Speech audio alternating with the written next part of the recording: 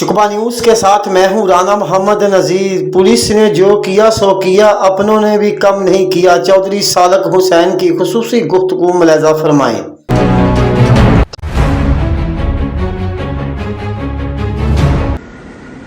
بسم اللہ الرحمن الرحیم جی، بہت ہی افسوسناک واقعہ ہوا ہے یہ، اور میں سمجھتا ہوں کہ جی کم از کم اس واقعے کی بعد سب سیاسی رہنماؤں کو بیٹھنا چاہیے اور سوچنا چاہیے کہ یہ کب تک چلتا رہے گا یہ سلسلہ۔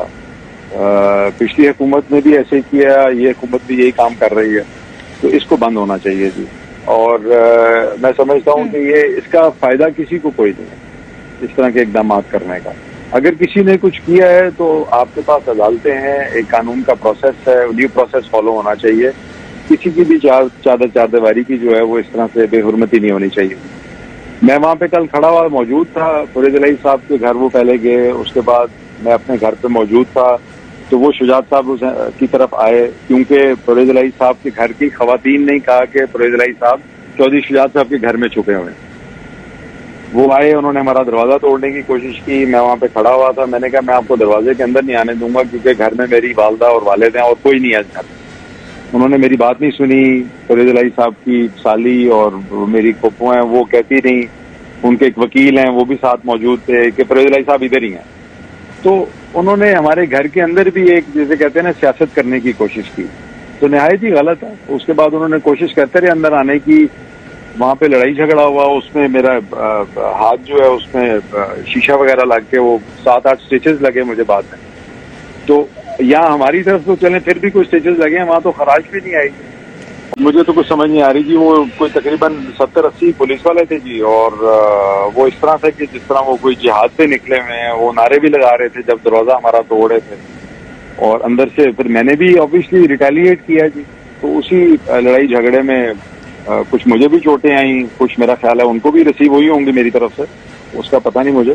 لیکن وہ ایک جو میرے مسکرانے والی تصویر کو بار بار وائرل کیا جا رہا ہے، جان بوجھ کے پروپیگنڈا کیا جا رہا ہے، وہ سامنے ایک صحافی بھائی تھے، ان کو دیکھ کے میں مسکرا رہا تھا کیونکہ وہ میرے سے پوچھ رہے تھے کہ جی آپ تو وفاقی وزیر ہیں، تو یہ پولیس والے کر کیا رہے ہیں آپ کے ساتھ؟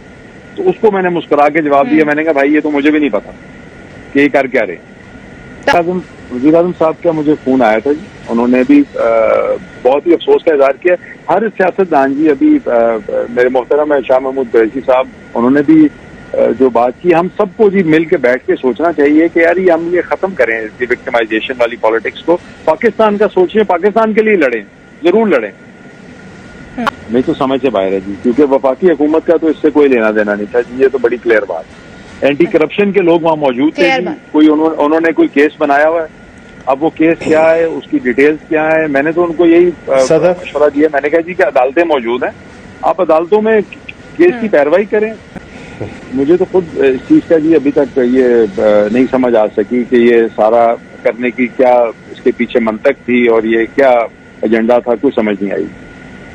محمود صاحب بالکل مناسب بات کی ہے جی، اور میں بھی اس چیز کے اوپر سٹینڈ لیتا ہوں، اور میں یہ بات بھی کرتا ہوں جی، ابھی آپ کا انٹرویو کے بعد میں بلکہ یہ ٹویٹ بھی کروں گا کہ وزیر اعظم صاحب کو، بلکہ ان کو فون بھی کر کے بھی کہوں گا کہ جی آپ اس کی تحقیقات کے باقاعدہ آرڈر کریں۔ بجا